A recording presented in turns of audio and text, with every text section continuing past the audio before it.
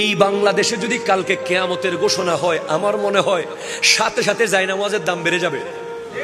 কোনো মতে যদি ডিক্লারটা চলে আসে, দেখবেন যে তসবির দোকানে গিয়ে দেখবেন যে স্বর্ণের চেয়েও দাম বেশি।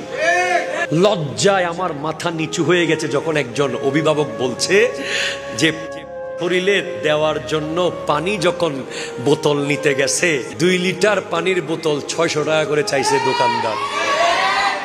কত বড় বদবক্ত, কত বড় বেদীন, কত বড় জালেম, কত বড় কালা অন্তরের হলে এমন বাটপার হতে পারে, ঠিক কিনা? কথা জোরে বলে। যার কাছে ওলি আল্লাহ সোহবত নাই, কোরআনের সাথে সম্পর্ক নাই, নবীর সুন্নাহ নাই, মুখে দাড়ি নাই, 5 ওয়াক্ত নামাজ নাই, সে তো এরকম সিন্ডিকেট ব্যবসা করবেই।